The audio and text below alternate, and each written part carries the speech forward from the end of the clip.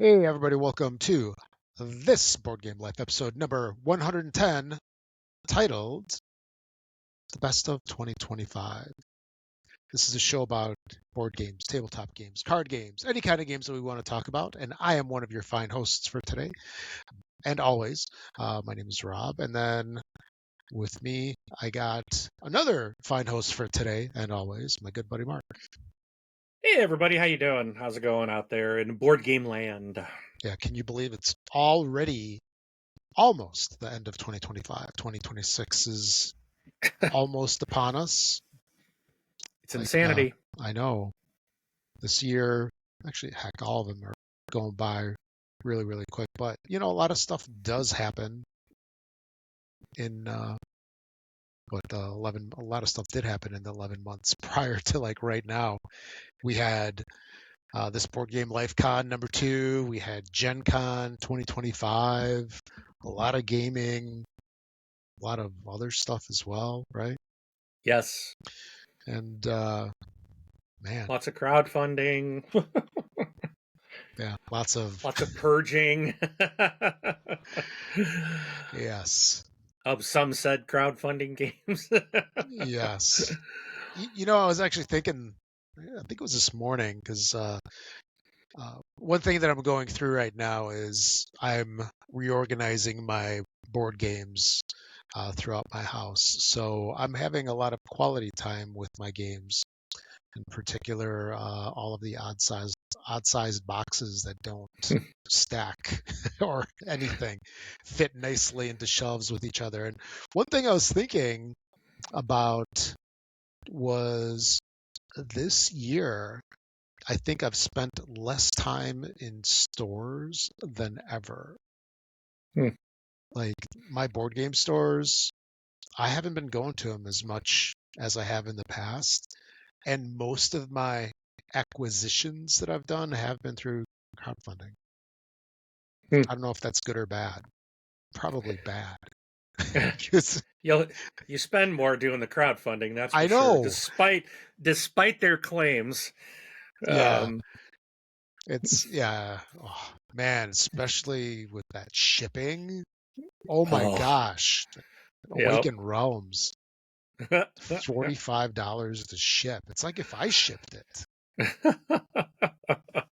They should have some volume discount. I don't care if the package is 50 pounds anyway. It should be cheaper. I had a message from one of them the other day. It was Awakened Realms, I'm pretty sure, for Puerto Rico. I think it was their game that they sent a message about some people were getting a shipping notification that it was costing them $999 because they exceeded like the max weight in the pledge manager. So it's like put like $1,000 for shipping. So they had to correct it. Oh wow. So I thought that was funny.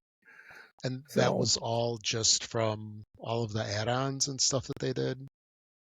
I guess it went over a certain weight and it was maxed out in the system. So it's like you said, it's these games, some of them have a lot of content, and I guess they didn't set their pledge manager up to handle all that weight. Yeah, that's so it like defaulted like $1,000. Yeah, that's a big change, man. Like, I was going through some of the games that I had when I first got into the hobby. So, man, this is like games that I got 15 years ago, maybe more. And those games were so simple. Yeah. Like, as an example, Pompeii, Downfall of Pompeii. That's just a board, a little plastic sheet that's a volcano, and a bunch of tiles. And now some of these games are literally 10 pounds of just minis. Yes. And terrain and multiple boards. And where are you going to put all that stuff? It's like here's half of my game in this square, here's half in the other, and then there's a whole nother part of the game that won't fit, so it's on top. I'll be talking about a game like that today. Fits that description. Actually, I think I know what you're going to talk about. So let's head over in that direction real quick before Mark tells us We're going to keep you on the edge of your seat wondering what that game is. But before we get on with that, just let you know that we've got a ton of content on our YouTube channel. Why don't you check it out? Subscribe, check out the videos. Yeah, click thumbs up, like, though that's like, subscribe, hit that bell.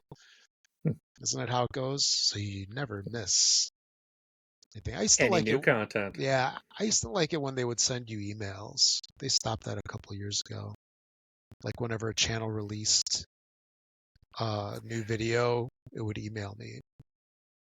But they Yeah, now stopped I that. just get a pop-up on my phone. Yeah. I get notifications for all the various channels that I alert to, so Whole different but world now. But it anyway, is. yeah, our YouTube channel has our podcast, both audio and video versions. Check us out in video if you like, or hey, continue on the MP3 version and get the audio. But it's got both of those up there. Mark's got a ton of unboxings, playthroughs. We got some reviews, and we love putting this content out there for you, and we hope you enjoy it. And yeah, as part of my big reorganization, I know we had talked about this in the past, but I'm going to start doing videos again, and I'm getting that room ready. Yeah. So I'm excited about that. It's been a long time coming, and it's been probably 10 years ish or so since I did the last group of videos, and I really miss struggling with the light problems and the audio problems. Man, I can't wait for that. Hopefully 2025 is a whole new world and I don't have You mean to deal with that you mean stuff. 2026? 2026 as well, yeah. Because 2025 is about over, Rob. Yep, that is true. No. It'll be over in a jiffy. But anyway, so what have you been playing? I'm excited to hear about your massive game. I've got a lot of stuff played in the last couple weeks, so I'm really excited to talk about it. I got to play more Spooktacular, and the game is just awesome. I love it. Again, I've talked about this before.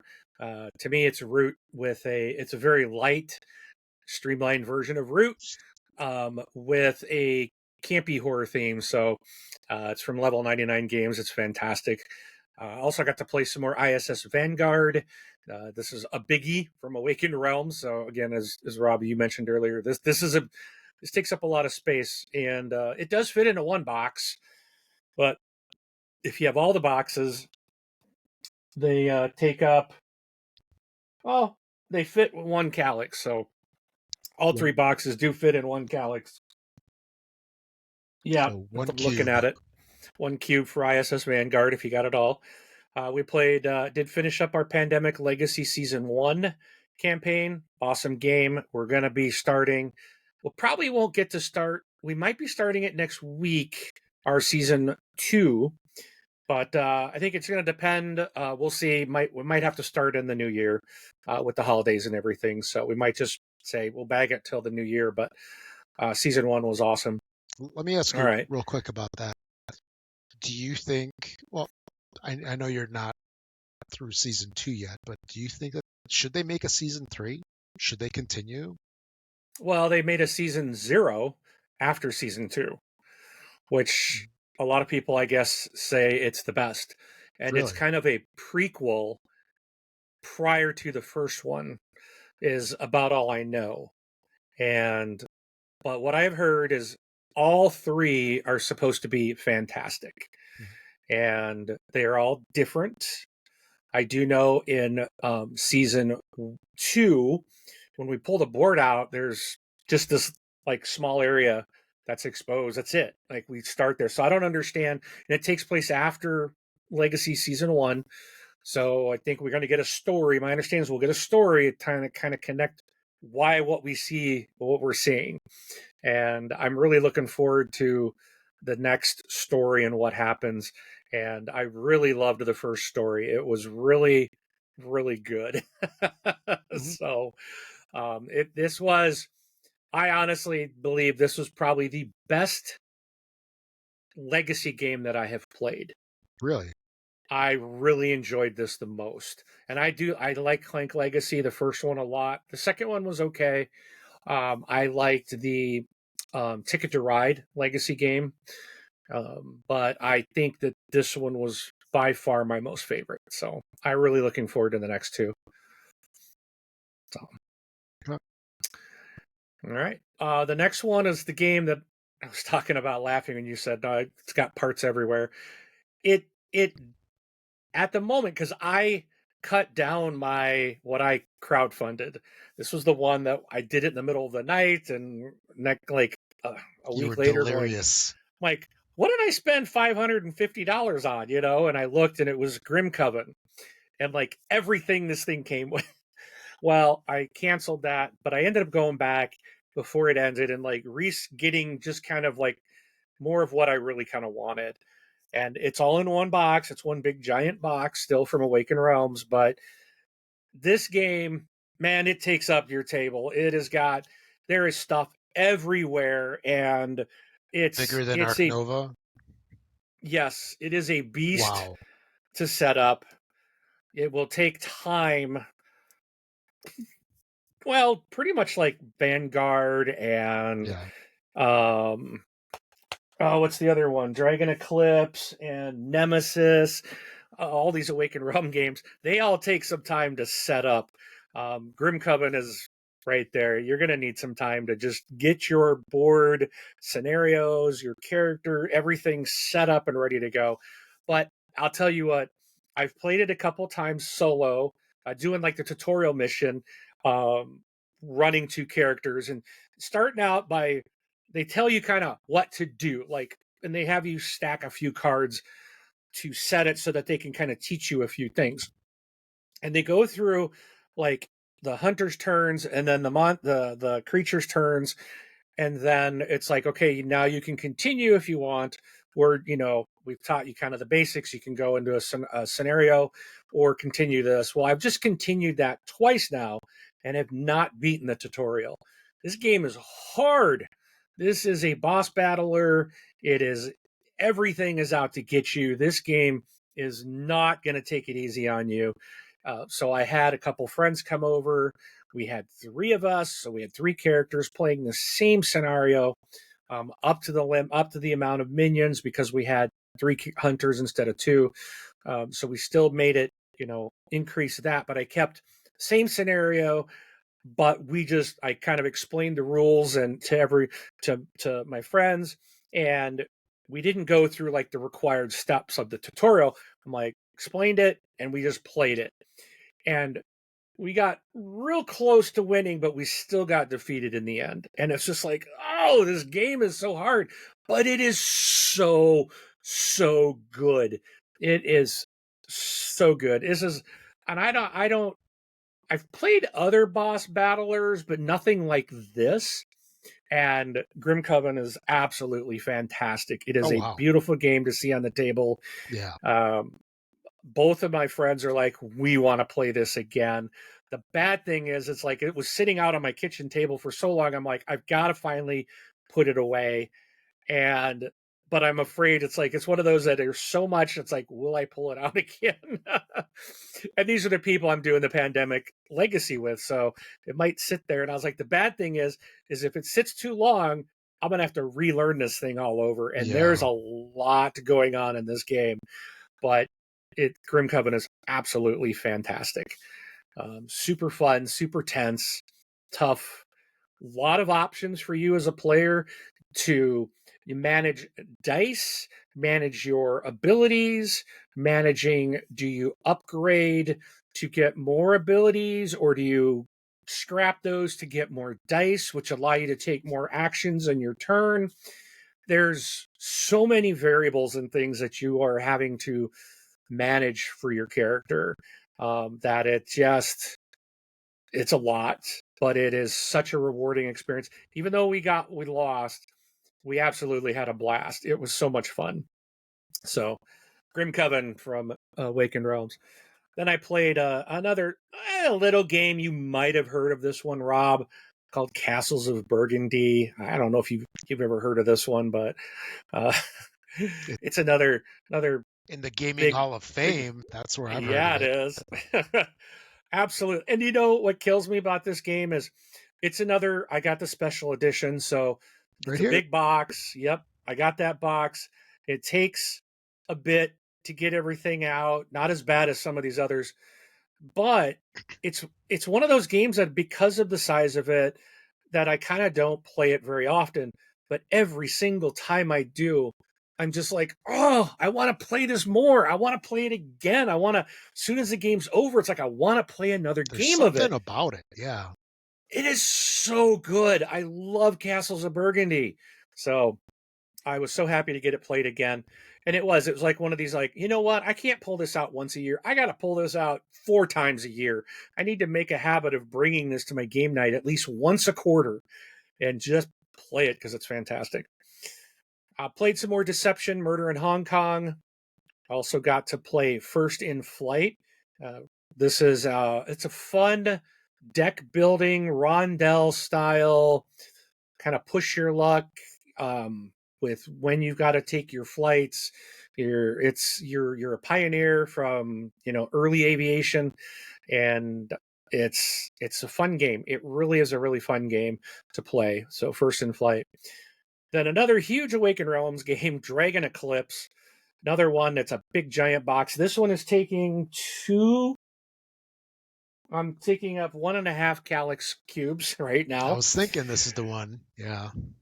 And of course, there's a crowdfunding going on for the next one. This is And the of course, second there's add-on, they've right? it Or is a it's not an add-on to this. It is a like standalone oh, new it is. campaign, if you will. It's got some new stuff to it, but you can add it into what you already have. But it is like a new game essentially. It's basically going to be more content. Mhm. But you don't necessarily need the original one to buy the new one. I think it's called Grand Festival or something like that. But that's crowdfunding right now. So of course I backed that and had to get everything. Dragon Eclipse is a really good 1 or 2 player.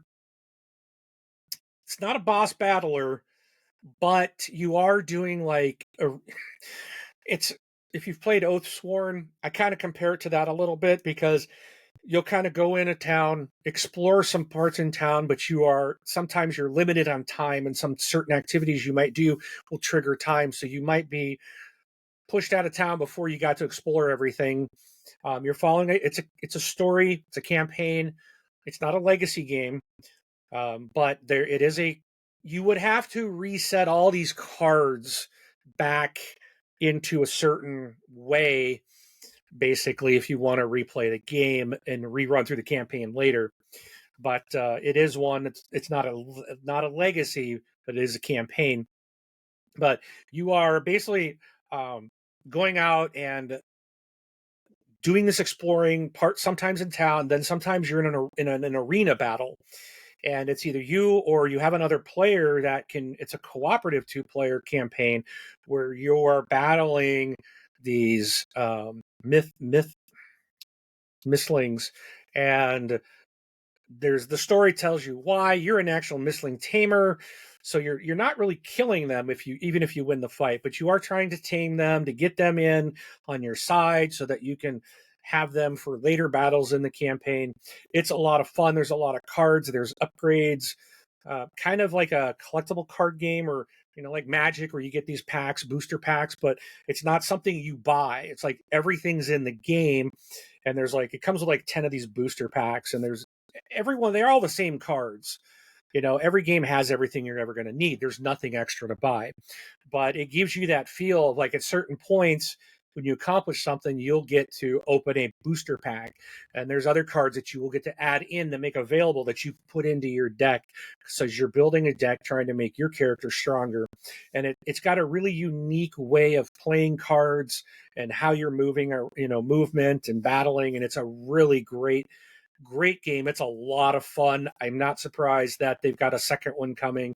I was surprised how quickly this one has come out with a new campaign, but it's not going to be here till like 2027. So, which is a bummer, but that gives me plenty of time to get through the first one. So, Dragon Eclipse. Got to play a smaller game called Echoes of Time. I just did an unboxing on it. I did that one. I think that one just came out today, actually, on our YouTube channel. Posted today. So I think it was the Echoes of Time. But so if you want to see the unboxing of that, go ahead and check our website. Yeah, that was today. If you want to see what that is, but it's a neat little game. It's a smaller game, and you are kind of managing time. You have a timeline. Everyone has this time, and it's a board with these tiles that shift as time moves on, and you're taking cards, playing cards out of your hand of this timeline, eventually trying to get them to drop off the timeline, which represents like current time. Then those cards get played up to the top above your timeline, and you're putting things out, and that's what's going to give you, like, get your engine going, get you powers. And there's these cards that sit out in the middle. I forgot what they call them, but you're trying to basically take control of, I think it's called a source. You're trying to take control of that source. And you can, if once you get enough people or enough value of cards out there, then you can take some of those cards and claim a source, but you don't control it. It can be taken from you unless you have a certain number of cards or points that are allocated to it. And it says on the card what's required. So you're trying to get these things. They give you different abilities, and it's a really fun game. It plays in less than an hour, and it's really good. I think it's a Simon Luciani game. I really enjoyed it. My friend Eva showed it to me. We played a couple rounds. I ended up buying it. I really like it. Next, I did get to play some more Brink. I won't go into that. I've talked about this a couple of times. Fantastic game from Ivy Studios. I played some more of The Gang. This is the cooperative poker game. I played... so I played Speakeasy, Rob. So I'm curious about this one.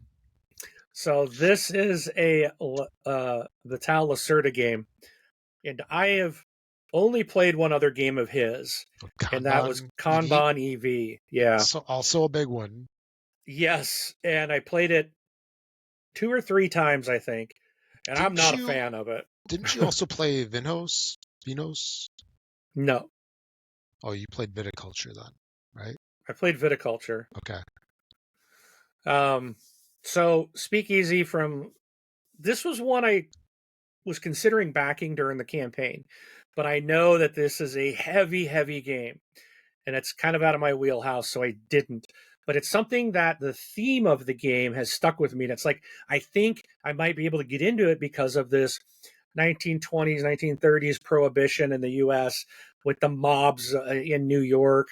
And it just sounded like the theme sounded really cool. And so a friend of mine's got the game. We got to play it here recently. And I need to play the game again, and I want to play it again. I'm glad you're open to that, because I think his games, a lot of them, especially like the recent ones, there's so much. They're overwhelming. They are. And or go to try this one, Vinos. Okay. This is an oldie but a goodie. I can try it in February. Yes. Oh, exactly. Yeah. This is one of his, actually, I think what's CO2, his first big game, and then I think Vinos came out, or the other way around, or something like that. But this is one of his early games. Yeah. Not the big productions like Kanban and Speakeasy. There's House of Fado. That's what I'll call a smaller game. Well, Speakeasy takes up a ton of space. Yeah. We were on a very large table, and we're still cramped for space. You were on a basketball court floor, and you still needed, yeah. But it is there's a lot happening in this game, and it was a little tough to get into, but I found it easier to get into than I did Kanban EV. Kanban just, I couldn't wrap my head around that one. I was struggling with that game. This one made more sense to me, but it was still tough. And you got the cops and the mobs are coming every round, they're coming in, and you've got to try to, you're trying to make deliveries, or you're trying to maybe steal rum off the boats, or you're trying to get your family members out there to protect your stuff, your speakeasies, and then you're trying to build nightclubs and hotels, and it's just like there's so many things going on, and it's like you can't do it all, which I think is what's intended, but you can get wiped out by the mob really easy. We had one of our players basically just got wiped out in one round, and it was just like, what? Like I thought I was going to be safe from, just there's so many things happening. But it was one of those that I'm like, okay, this made sense to me. I feel it is a mean game, but it makes sense. I mean, the meanness fits. It's the mob, for crying out loud. So I'm like, it fits. It's just like my plunder game, the pirate game. I don't necessarily want to attack people, but I'm a pirate. We got to attack each other. We got to, yeah, exactly. So Speakeasy, if you don't like mean games, I would stay away from Speakeasy. It is probably not the hardest Lacerda game to pick up, but there's a lot going on, and I know I needed someone who had read the book, played through it a couple of times to try to learn all the different things. That made it a lot easier for me to learn this game. And I still, when we play it again, it's going to be like, okay, how are we doing this again? But Speakeasy was something that the first Lacerda game that it's only the second game of his I played, but I want to play it again. 427. Yes. On the weight. Yes, it is. It's not easy. It may have speakeasies, but it's not easy to learn. It's not easy being cheesy. So actually, I wonder how that compares to Kanban. Kanban EV is a 430. And 430, and what was speakeasy? 437? 427. So there, it is easier than that. Not much. I personally found it to be, I thought it was easier than Kanban. But again, it might have just helped with the theme. Maybe the theme just made sense, or just the way the game mechanics played were easier. Or it could just be the fact that I've been in the hobby now longer than I was when I played Kanban. So going back to Kanban now might be a little easier for me to understand, or to pick, to get back into. But Kanban EV on BGG is ranked 48. That's pretty high. Yeah. But not something I care to have. So yeah. All right. So that was Speakeasy. Check it out if you get a chance, especially if you like Vital Lacerda games. Definitely, you're going to want to check out Speakeasy. All right. I also got to play Cosmic Encounter. It's a game that's been around forever. It's the first time I've ever played it. And my first experience was not good. Okay. Simply because it wasn't taught. I'll put it that way. Yeah, I think it's something that I would enjoy. Kind of like that. It was, well, it just was. There were several of us that had never played, and the person who brought it was just like, "All right, here we go. Pick your alien and let's go." And it's like, "Well, how do we play?" Well, you try to do this. It's like, and then they just started, and it's like, so when it gets to my turn, I'm like, dude, I don't even know what I'm supposed to do. And I kept saying, like, you didn't teach the game. So it had to be like taught. And a couple of us just kind of like, whatever, just kind of gave up, because the person didn't want to explain the game. And so we basically tried to throw the game because we just wanted it to end. So it's like, let's get this guy to win so we can be done. Yeah. And there's all the different factions in there, right? Yeah. Or whatever they call them. And so it's like, you can't just do that. Yeah, it just should have. If we would have had just taken 5 minutes to explain things in a logical way, it would have been a much better encounter. See what I did there? Yes, I yes. I Well see played. I see I see potential. I think I see why this game's been around so much and why it's really enjoyed by people. I will play it again, but I think I'll have a better time next time. So, Okay. all right. Next, I got to play Lightning Train. Finally got to play this, and then we didn't get to play it all. We got the place closed up, so we didn't get a complete game in, but we got quite a bit in, and it was really fun. Everybody that played, it's like we want to play this again. So this is going to be another one I take here back to game night really quick. And that's Lightning Train. And this is the guy that I think did. Is it Paul Denon who did Lightning Train? And I think that's him. Whoops. And he is known for, is that who it was? Yes, Paul Denon. So if you are familiar with games like Dune Imperium and Clank Catacombs, and I think there was something else. Was it Descent that he did? Oh man, there's so many Clanks I got to scroll past. And but anyways, that's kind of the Clank and Dune, I guess. I think that's it. Oh, Eternal Chronicles of Throne. Of Throne. Yeah. And Wild Child West. I never played that one, but he did that too.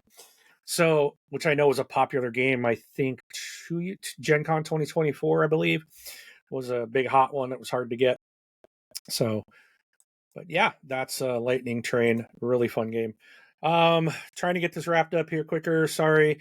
Played 20 Strong Tanglewoods Red. I played about half a game and then my power went out. So, Well, it's a good thing you don't need power for a board game. well, I needed Lights. lights. It was pitch black Candles, because man. it was late at night, and I just chose to go to bed. It was late, and I was Yeah. like, okay. But so I did play that. That's interesting how that game plays compared to the others. With the map Again, we've talked thing. about we've Yeah. talked about the 20 strong system and how red plays different than any of the other that I've played prior to it. So I like that. There's like the bones of it are there, but it plays differently. So I think it's a really neat idea what they've done so far, and Yeah. it's holding up. And then the last thing I played, Ark Nova, another table hog, another awesome game. Absolutely love Ark Nova. And I finally pulled a win out. Nice. It's my first win. And let me tell you, it was a decisive win. Oh, even better. It was without a doubt very decisive. So things just went my way for once in that game, and I've played it enough times now. It's like I'm starting to figure it out. I'm starting to kind of understand, and I just kind of went with something, and it just worked for me. And I just had a great time. And even before all the times I've lost, I still absolutely love Ark Nova. It is a fantastic game. So I definitely something I will get out and play a couple more times in 2026 as well. So Awesome. that's it. That's all. All right. There's a couple ways you can contact us here at the show. Of course, on YouTube, there's comments that you can leave on all of our videos. We'd love to hear, just what you think and your comments and all that good stuff. And then you can also email us at contact@thisboardgamelife. And real quick with the news, there's only one thing that we had for today, and that's with Dorfromantik. I saw that there is a new version called Light Luggage. So this is the Spiel des Jahres winner from 2 years ago, I think, maybe, 2 years ago, 2023. And this is a release that looks like it is already out. I haven't seen it personally, any listed anywhere on the online stores or the board game stores, but it's a tiny version. It's a compact version of Dorfromantik. So it clocks in at 5 inches by 2 inches by 7 inches. So think 5 by 7 photo, right? Wow, that's small. And 2 inches thick versus, yeah, here's the original one.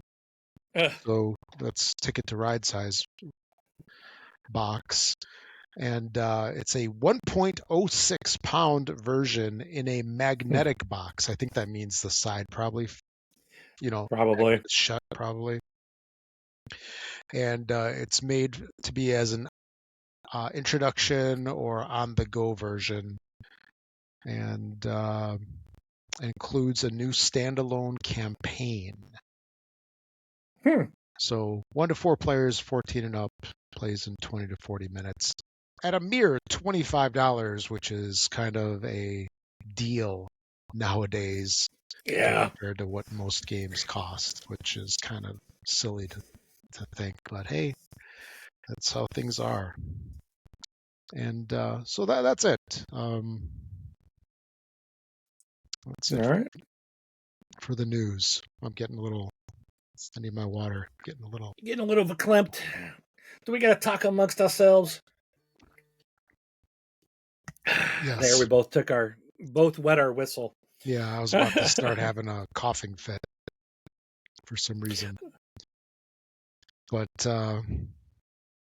yeah, so the title of this show is Best of 2025. So we'll go through the games that we think are deserving of praise for 2025. And I know, Mark, you have a bunch of honorable mentions. Did you want to go through those real quick? Sure. So, and I won't talk about these. I'm just going to share the names, I think. Yeah, you can just briefly say something. We don't have to go into detail. I don't want to spend, because we got a lot of stuff to cover. So, yeah, but and you know what? All these games, we've talked about them on the show before, and right. so there's no point in going on and on about them this time. So again, these are some of my honorable mentions.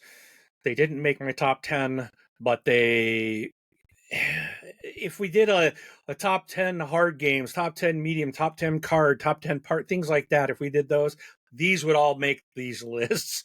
So first of all, Speakeasies, I just mentioned, only one play, but it was one of those that made me want to play it again.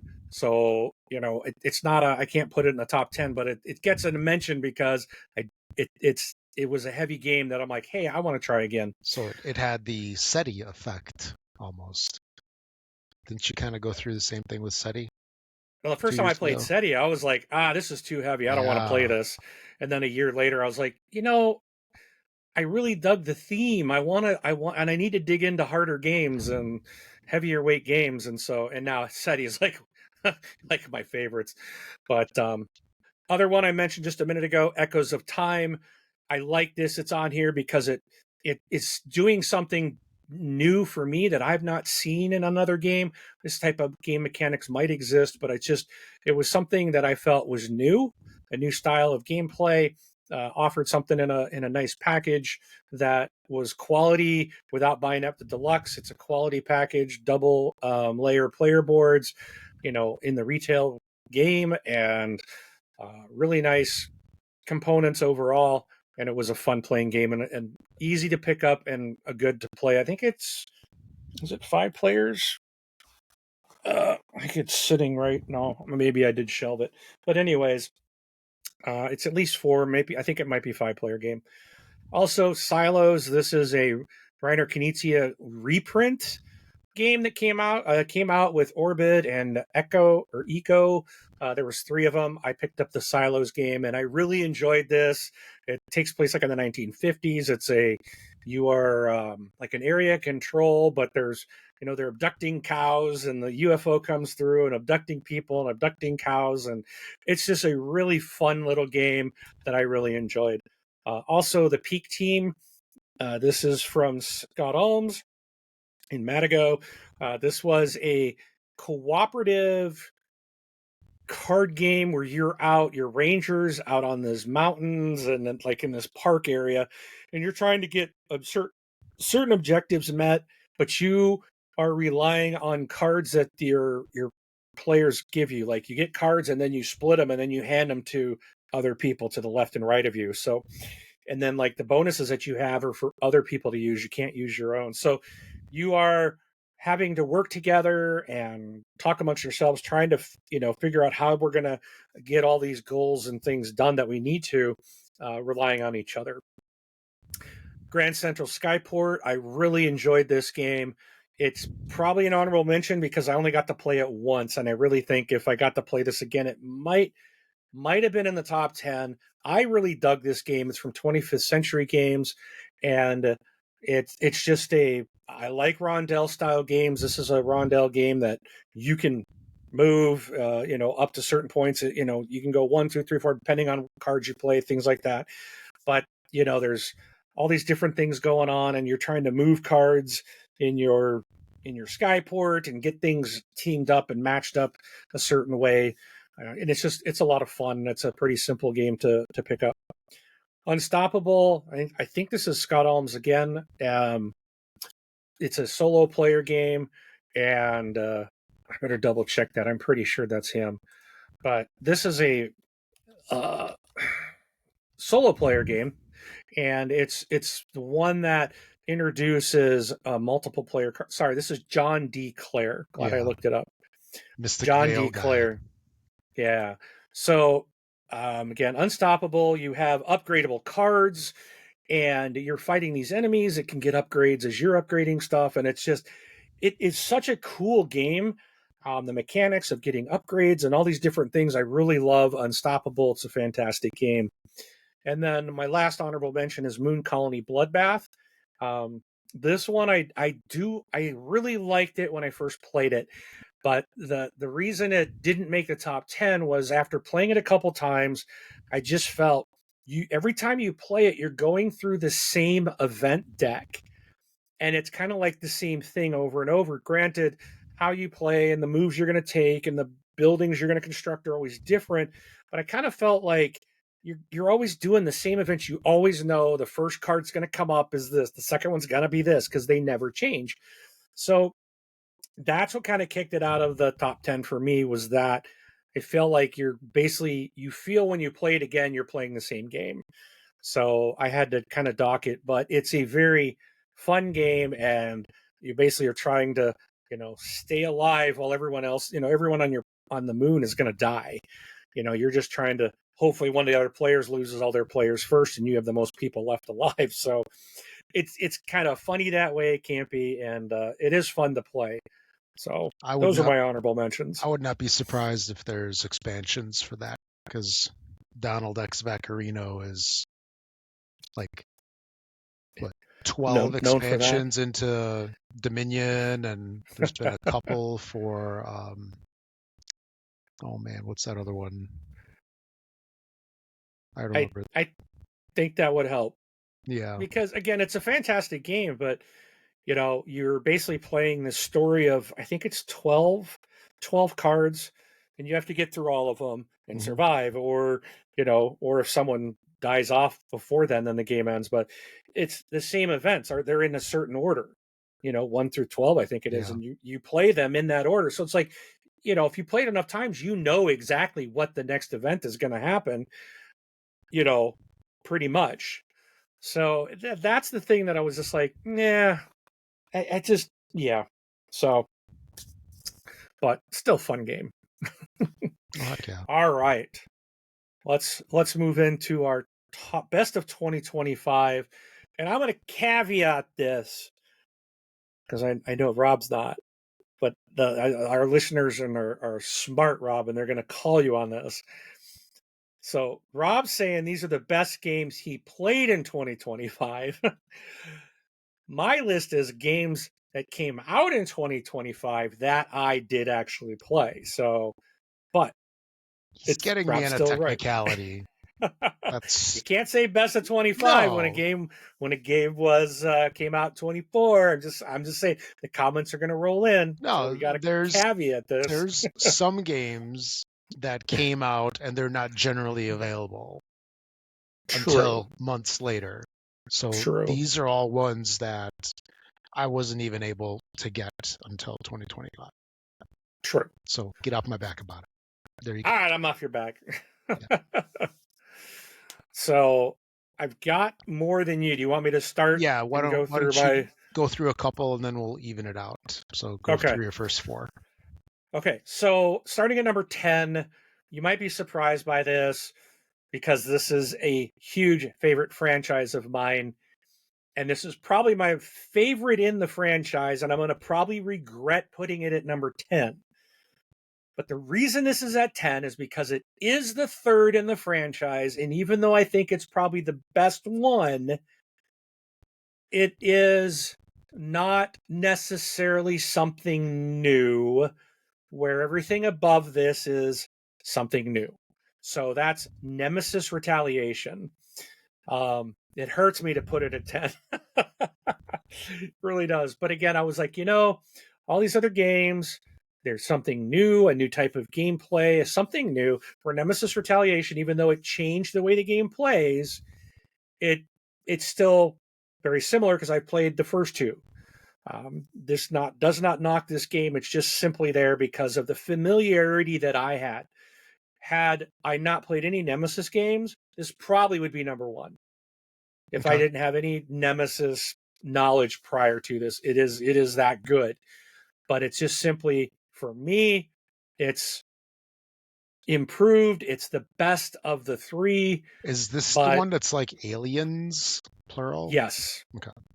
Yes, there's a lot of baddies in this, and it is heart pounding. It's intense, a lot more than like the first game is. There can be multiple aliens on the board, but this one you could have like 6 in the quarter that you need to get through, and they're coming at you, and you might have 2, 3 in the room you're in, and it's just they just spawn in waves, and so it's much more of like Aliens the movie, where Nemesis, the original Nemesis, was like Alien the movie. So and we this played definitely the original in February, right? Yes. Okay. Yes, we did. Gotcha. So that's my number 10. Number 9 is Roth. This is an area control game. This is by, oh boy, I think it's Manny Tremblay. I know he did the artwork, but it's also from Chip Theory. Double checking my notes. Yeah, Chip Theory game. Yes, designed and art by Manny Tremblay, and it is a Chip Theory game. So, area control. This is that game. It's just bright colors, really bright colors.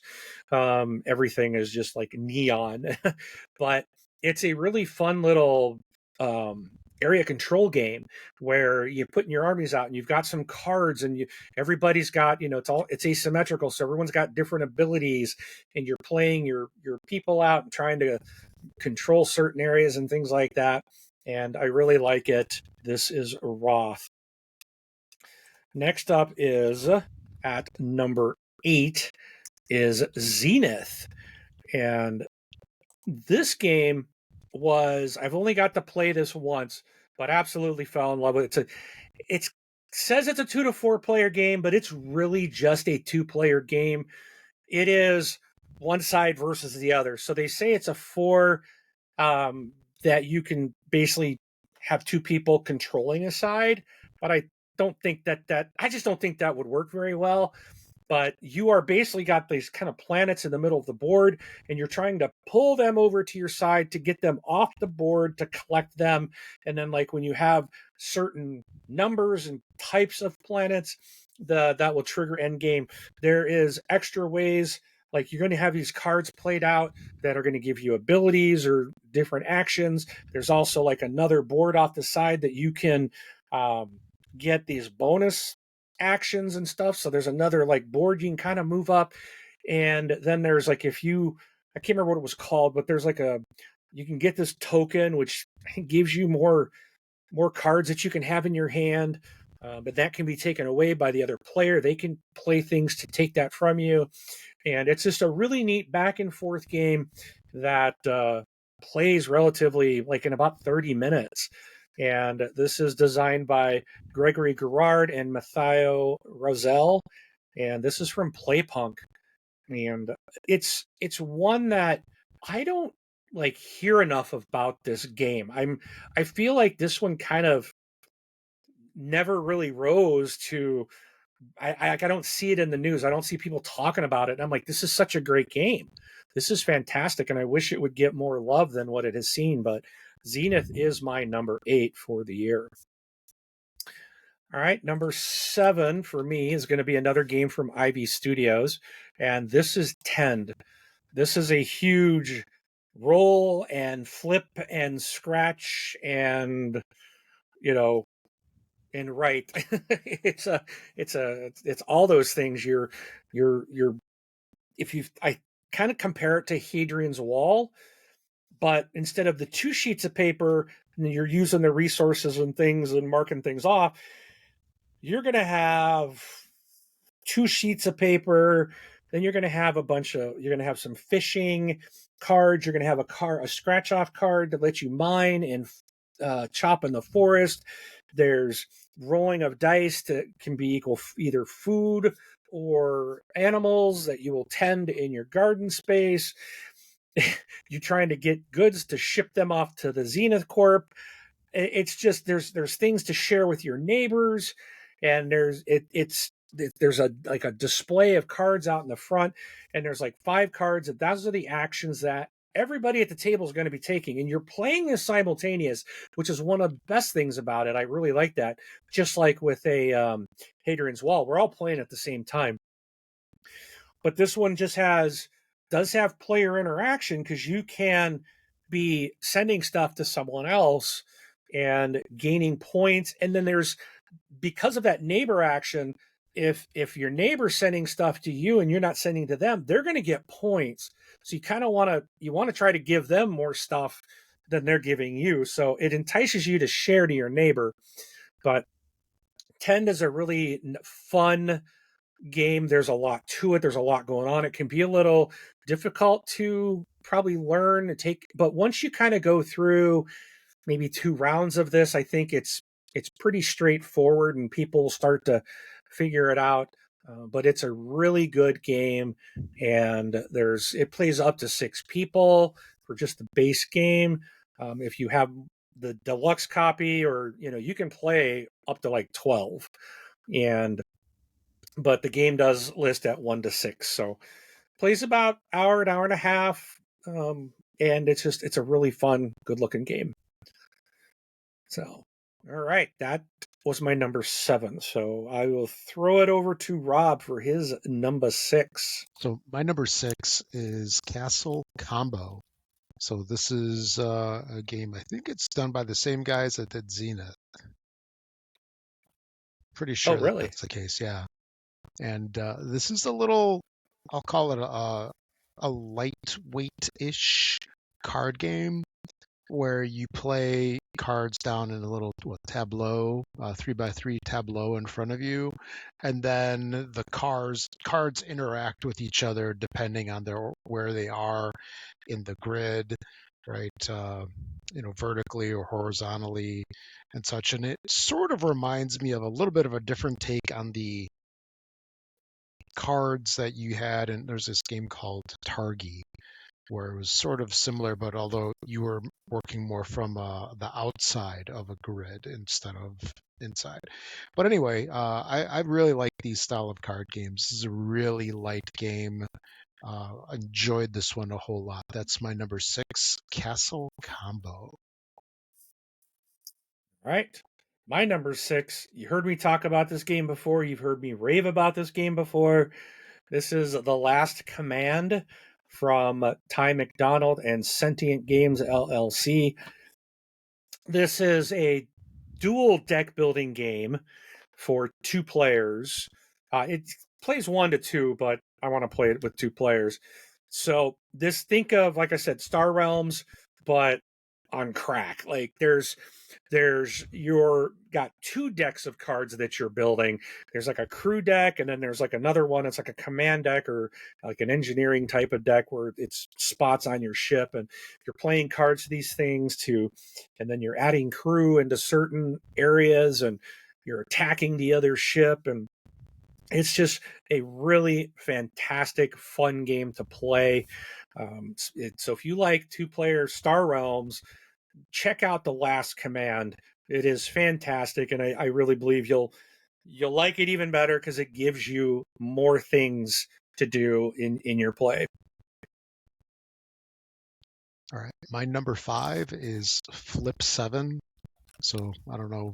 I don't think that this game needs much of a description. It's a fantastic little card game that's available like everywhere. I even saw it over at I think it was Target or Walmart. I know Walmart has past- them because I Yeah. bought one just yesterday to donate along with a bunch of other stuff, but for like a toy drive. Oh, I nice. saw Flip 7. I said, "Yep, I'll put that in there too." Yeah. I bought a bunch of other board games for kids, but that was Nice. one. Hopefully they don't wind up over at Goodwill. Like, No, it's yeah. it's for a toy drive. I Yeah. think they'll. So unopened at Goodwill. yeah, Yeah. you never know. Yes. But yeah, it's a fantastic press your luck card game. So easy to teach, so fun to play. It was when we played it over at our con this year. It was like on the last day. Actually, wasn't it right before we went to the airport? I think we played it, and Yeah. it was a lot of fun. Highly recommended. There's a new Grinch version that's out now for the holidays. Because hey, once you get something like this, you have to, get all sorts of IP and Yes. get all sorts of different versions to make it mass marketable. And this was also one of the big gaming fails that I had this year. I don't know if I told you, I actually brought this over by my family when I visited them in the city, and I was trying to get them to play it. And I have never seen people be more resistant to even look at anything. And it was really disappointing. It's like, don't even want to give it a chance. It's Yeah, the game that can get non-gamers to play. I mean, I it's know. so easy. I had Yeah. 2 That's people walk out of the room, actually. well, now you Wow. got the Grinch Yeah. version, so you Yeah. can now see if that changes things. Yeah. We'll see. So yeah, my number 5 is Flip 7. Wonderful game. All right. My number 5 is Lightning Train. This is from Dire Wolf and Paul Denon. So I already talked about this, but I will say the reason and I know I've only played it once and I didn't even get a full playthrough, but the reason it made my list is because I really do enjoy, and my family likes Ticket to Ride. I know, it's an easy game. It's like Monopoly, but my family likes it. We play it a lot. This is, to me, I feel like this is for people that are like, oh, I love the train game, right? They like Ticket to Ride. This, to me, is allows them to, you can say, hey, I got this new train game, right? And it gives bag building. It turns this bag building, but they still have the trains and the lines. You're still deploying them, very different, but it still has some familiarity, which someone that's new into the hobby might be comfortable with that, and add some different things and different concepts to it. So to me, it's like the next step over that gateway game, and it is really fun. So, and it's not hard to learn. So that's Lightning Train, my number 5. Okay, my number 4 is Point Galaxy. So this is the game that came out this year. It's kind of like the sequel to Point Salad that came out a couple years back. And it's basically Point Salad with, let's say, a little bit more of an interesting theme to it, where instead of, dealing with onions and all that other tasty stuff, you're dealing with planets and meteors or whatever. But fantastic game. I really enjoyed this. It's Point Galaxy, my number 5. All right. My number 4 is Dragon Eclipse. Again, I talked about this a little earlier, so I'll be brief. But what I really enjoy about this, outside of the setup, this was probably one of the worst ones to when you first open, in getting all the cards in the proper order. There's it's one of those that has about an hour worth of setup before you can even begin to play your first game. So that is the downside of it. But once everything's organized, it's very easy to find thereafter, and it's all in its place. But this has just been so fun to fight and play these mislings. I'm going through in co-op with a friend of mine. We're really enjoying exploring, listening to the story. The story's been really good. There's a free app that you can download, and you just tell it which entry to read, and it does it. And it's been more enjoyable than reading out the logs ourselves. And it's been fun to go into this world and kind of see what's happening, and getting to when you go into a battle against these other mislings, you're trying to tame them if you can, and then get them. Once you tame them, then they're yours. Then they become available for you to use in a future battle, which gives you different options, because these mislings are kind of based on their elemental creatures. So there's different elements, and you want to catch them so that you can use them. And it's really fun. It's a really, really fun game. So my number 4, Dragon Eclipse. My number 3 is Xylotar. This is a trick-taking game with unusually shaped cards. So instead of having like a normal size, like Magic or poker style card, they're a little narrower than normal. It's a fun little trick-taking game. I don't know. There's something about card games for me this past year that I've really been loving them. So that is my number 3, Xylotar. My number 3, my last 3 I've already mentioned today, but big surprise. Spooktacular from Level 99 Games and designed by D. Brad Talton Jr. This is you become the monsters, and you're come out of the screen, and you're at this film festival that's running all these spooky movies, and all the screens, all the monsters pop out and start chasing around people. And there's 20 characters that you can play as in this game out of the box. Like, you open this box and there's 20 different characters to play. And so when you've got a game of, you got 4 or 5 people sitting there playing this, it plays up to 5. Everyone's playing a different creature. Everyone's playing different. And so it's just fun the way that everything interacts together. And this is just kind of good campy fun. I really enjoy this game. And knowing that it's level 99, I will be surprised if they don't release more creatures as expansions. There's a million different bullet heart characters. They sell a lot of expansions for that with just characters. So this fits that. I see they can do more. I hope they do. But there's a ton out of the box. So there's so many, you won't need to buy extras if they put them out. But I'm all on board if they do. It's a super fun game. And that's Spooktacular, my number 3. My number 2 is a game that you introduced me to, Mark, over at Gen Con. And it is Force Shuffle Dartmoor. Now, I'm a huge fan of Lookout games, or Lookout Spiel, or whatever you want to call them. They were almost, or pretty much for a long time, they were like an insta-buy publisher where I bought like everything that they came out with.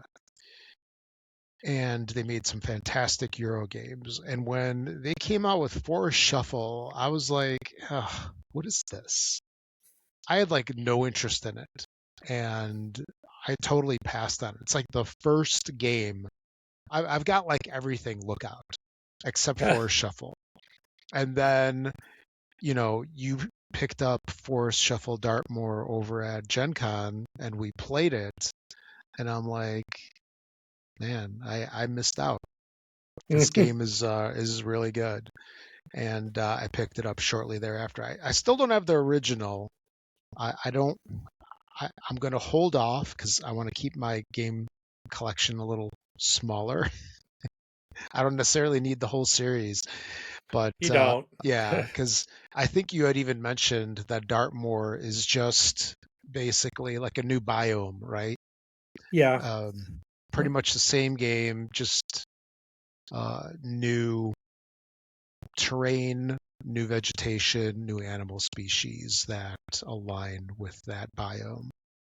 But it's a fun card game, and I really enjoyed it a whole lot.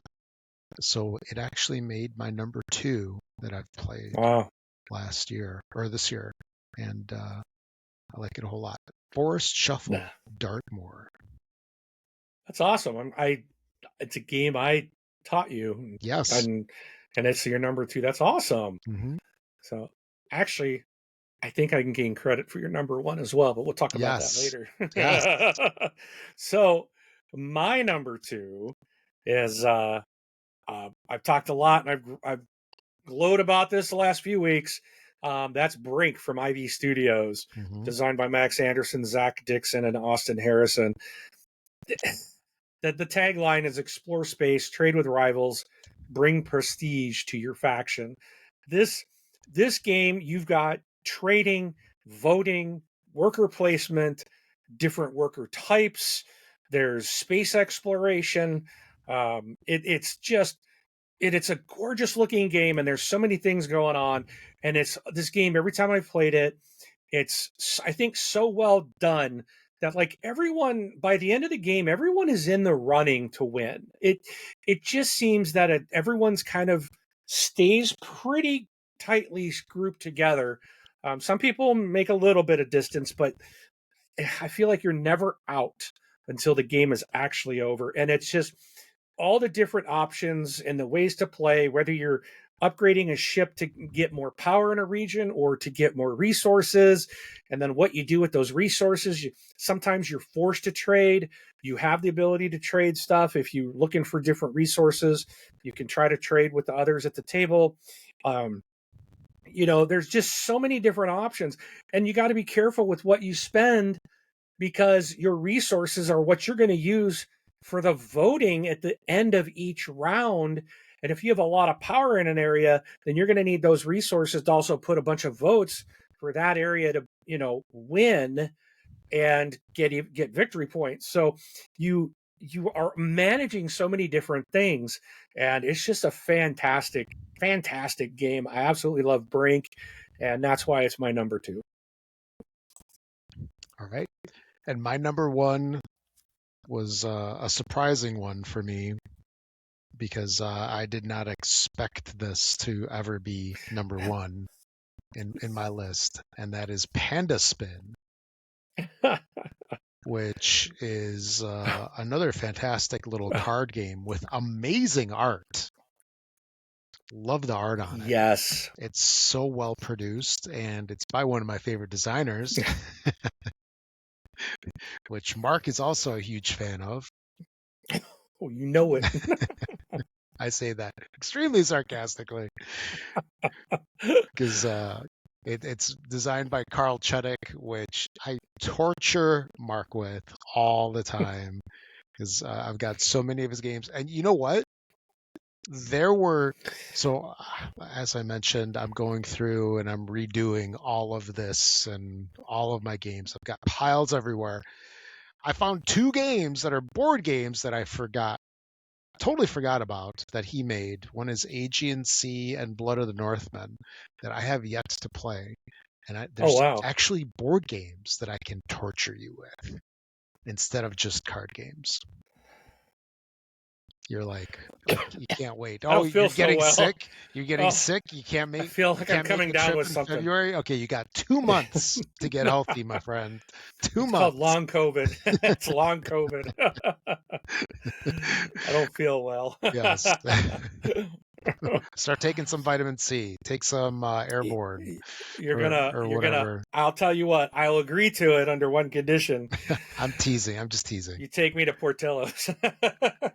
Dude, Portillo's is half a mile away. We can do that All right. once a day. A day.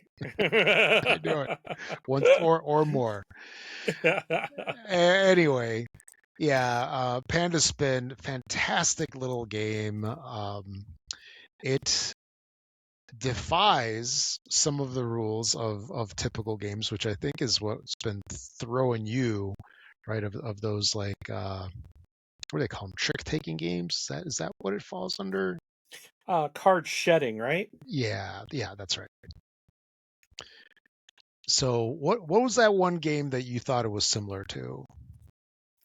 Scout. Yeah, so it defies the rules of Scout a little bit, which is good because otherwise it would be Scout with Panda theme. Yeah, I get it. Yeah. Yeah. But it's a fun game, and it actually has an interesting amount of strategy where you can manipulate the other person into doing things, which I take great pleasure in doing. Like, yeah, because you can like totally hose the other person for a whole round, and it's so satisfying. But it's such a fun little game, accessible, easy to play. A little weird to get used to at first, but whole lot of fun. My number one for this year is Panda Spin. All right. Well, that leads me to my number one. And again, I've mentioned this already. And this is Grim Coven, designed by Christoph Belzik and published by Awakened Realms. It's a way to 331. And yes, it is. That's for sure. 1 to 4 players, 90 to 270 minutes is the playing time. Yowza. So the first 90 minutes is probably just setting up. This game is, it is so fun. It is complicated. It is hard, but it's like you want it to be. Like this is one of those, it's like because of the fact that it's difficult makes you want to come back. You're like, I'm gonna get this guy. You want to come back and defeat the undead general who destroyed us. And we're gonna do it. We're gonna take him out. In this game, not only we're playing undead general, we're fighting him, but we're fighting the easiest version of him. He has 5 different variants of this boss, and there's a bunch of bosses that also have 5 variations of each of them. So, they get harder. So we're just trying to beat the easy guy. And again, we're learning the mechanics, we're learning how things go. We had our first run through and we almost got him. So I have no doubt we'll take him out now that the other people that we're playing have had a chance to go through it and understand, okay, how things are moving and what we're doing. But yeah, it's fantastic. It's engaging. It is. You don't have a story per se. There's like a prologue and a epilogue that you'll read before and after, but they're short, just kind of wraps a little story around the boss, but there's nothing in between. It is just fighting. That's what you're doing. You are moving, you are fighting, you are trying to power up. And the thing about this, what's really cool about this game is on the board, there are places that have these little, what they call lament. And there's these little red tokens. So you pick them up when you end your turn on a spot that has it, you get to pick this up and put it on your board. After the hunters are done and the enemy phase is done, you go through this phase where you're upgrading and you're spending your lament. And lament can be used in several different ways, but this is one way to upgrade your character. And the cool thing about the characters is if you get to level 15, you flip your character board over, you become corrupted, and you are more powerful, but now you have basically, because as you're leveling up, you're getting more and more corruption is what's happening to you. So in between every round, it like if you could end up, everyone will take corruption cards, and there's things like if you have hunger, you might attack your fellow hunters. If you are corrupted a certain amount, you're going to start attacking your fellow hunters in between rounds, because this lament is like starting to control you, and that's what all the enemies you're fighting have been taken over by this lament in the land. And so you want to level up to get your kind of alter ego to be super powerful, but at the same time, you're kind of on the border there of going crazy. And now you got to be careful because you might be attacking your fellow players in between rounds. And there's so much cool stuff in the game. I absolutely love Grim Coven. And it's like, I kind of wish I had just kept the all in on this one and gotten the full on package, but what I have is good. There's a lot here that I probably won't even get through, but Grim Coven, if I do see some of the expansion material in the store eventually, I will definitely be grabbing it. But this is a fantastic game. I absolutely love it. Awakened Realms has knocked another one out of the park. And Grim Coven, my number one for the year. That's a interesting little evolution from a game that you backed in a delirium in the middle of the night and then backed out of it and then went back into it, and then it's your number one. Yes. That is pretty cool. It is so good. Yeah, and you know what? It's there's a lot of people that kind of there's popular games that everybody says are like number one, and I like that this is one off the beaten path that is number one, and it looks pretty cool on the table. Yes, dark. It does. Very dark. It is. It's dark. It's hard. It's difficult. It is absolutely a ton of fun. And it's not Lovecraft. No, it's not. Thank goodness. And I think last year there was a game came out called Primal: The Awakening, I think, which was like a very popular boss battler. But I think in that one, like the boss doesn't move. In this one, you are in an arena map, and the boss spawns. The scenarios tell you where to put him, which tiles. So the part of the setup takes so long is there's a bunch of tiles. There's like single, double, triple, quad, and 5 or 6 size hex tiles, right? And you're putting certain things out on certain sides.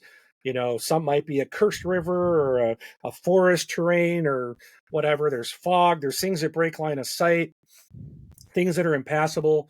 So you're setting up the scenario with these tiles. Then you're putting out certain types of minions, and then you're putting out the certain boss, and you've got to set up all their attack strategies and things. And and they're moving. They're all going to move. And with the boss, at least well, with all the minions and the elites, there's elites that come out, and there's the boss. You're going to know ahead of time what they're going to do on their turn. And you do have the ability, your team, to kind of take out their focus move by doing so much damage to their this turn attack card. But the problem is like, it's all kind of like 20 strong, I guess, or a game where you're rolling dice. Everyone rolls the dice they have at the start of the round, and whatever faces up, that's what you have to use. And the dice have different faces on them. So you're trying to use what you've rolled. There is a way to get a token that allows you to re-roll what you want. But yeah, you're trying to use those dice, and there's different colored dice, and they have different types of symbols on them. So there's a lot of things going into it where one player might need black dice more than green, where I might need green more than I need blue, stuff like that. So it's just, everyone gets equipment, they get a weapon, and then you have a stack of cards to evolve. They're called your evolution deck. And you can take 2 when you evolve, through that lament phase. And it's like, well, I can either take one of these and put it down and give me more options or abilities. Some might be passive, some might require a dice to go into the spot, or you can get rid of them and get another dice, which now allows you to take an extra action, and you can take a dice of your choice of the color. So you want to take more actions to be able to fight and move more than what you start with, but you also want to evolve, but then you also want to get corrupted to get more powerful, but then that hurts the team, or it can hurt the team. So, but you're going to have to get up there. The game's that difficult. You're going to have to get there. All of us got to 10. We didn't get to our evolved state. We all got to level 10 on our corruption track. But we're going to get there. I'm going to see what I'm going to play in the gunslinger next time. And again, with this game, you're probably going to want to play there's a lot of characters you can play as the hunters. Probably going to need to play them a couple of times to kind of really get the feel of how they play. We had the Death Jester. I think Nick was playing as the Death Jester, and that one seemed to be a massive damage dealer, but it was up to, like, he has his fate deck of cards, and he's got to get certain cards to be able to do it. Otherwise, it's like gambling. He does this gambling maneuver, and if he loses, then he could do nothing on his turn, waste everything and do no damage. But then he could come out and just do like 6 or 7 damage, which in this game is huge. It's a lot. So, because we're normally doing 1 or 2. So, but yeah, getting to know the characters, how they play is another part of it. And it's really fun. It's just super fun. But that's enough for me, Grim Coven, on that. So you're going to hear more about it, I'm sure, from me days to come. Sounds good. Looking forward to it. All right, so that's our list for 2025. The year is coming to a close. We've got about another 3 weeks left, a little bit over 3 weeks from when we're recording this. What's going to happen, Rob, when we've got 3 weeks left at the end of the year? Mm-hmm. I got shipping notices on 2 things coming in. What's going to happen when they come in and we're like, oh man, this needs to be in our top 10? Yeah. Because I got one coming that I know is probably we probably should have waited. I probably jumped the gun. We should have done this at the end, because my next Awakened Realms is on the way. Should be here Monday. Maybe that's my Puerto Rico special edition. We can have it a special update, appendix, addendum, honorable mention to, or maybe it'll be in first place. Who knows? Well, actually, no, it's 2 games, right? Because I'm going to get 3 actually. Oh, and San Juan. Puerto Rico, yeah, and San Juan's coming with Puerto Rico. And then also today I got a notice that, or yesterday I got a note that the new Flamecraft game shipped. I forgot what that was called. It comes in the little Flamecraft Duels. It's probably that's it. Flamecraft Duels. So that's a 1 to 2 player game. So I don't expect that one, even though it'll probably be fun. I don't expect that one to probably hit my top 10, but I know Puerto Rico, the special edition, is definitely going to be up there. But it's a remake, so we'll probably throw it into the honorable mentions. Yeah, I'm just checking. I don't think I got any shipping stuff, so I'll probably get it in like 5 weeks, like that last one, whatever it was. Well, you got your Tanglewoods a lot earlier than me, but now we know why. That was because of what I ordered. But your super cool dice. And I don't know if it's Puerto Rico that's arriving Monday. It's just like I get a UPS notice from this company, which makes no sense. It just says your package is arriving. I'm like, what is it? I'm assuming it's Puerto Rico because I know they're doing shipping. That's like a post office move. You're getting a package. Yeah. Thanks.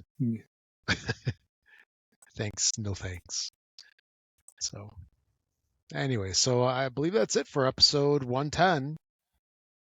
And do you have anything to add before we close it out, or? Nope. I do not.